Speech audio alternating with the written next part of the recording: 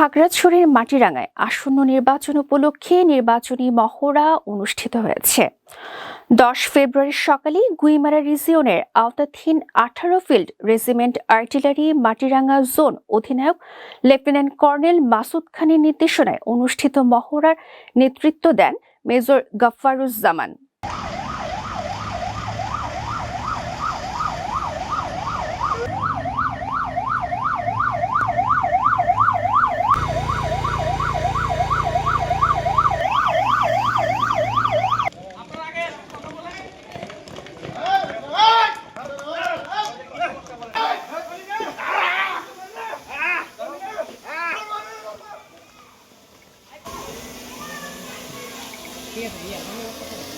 জোনে দায়িত্বরত নির্বাচনী এলাকা মাটিরাঙ্গা পৌরসভা ও সদর ইউনিয়নের 12টি ভোট কেন্দ্রের মধ্যে কয়েকটি পরিদর্শন শেষে আলুটিলা বটতলী স্কুল মাঠে মহড়া অনুষ্ঠিত হয়।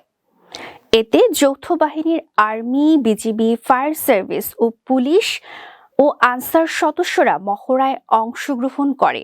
নির্বাচনকালীন সময়ে যে কোনো অপ্রীতিকর ঘটনা মোকাবেলায় এবং অবাধ, সুষ্ঠু ও নিরপেক্ষ নির্বাচনে জনমনে অভয় দিতে এমন কর্মসূচির আয়োজন করা হয়।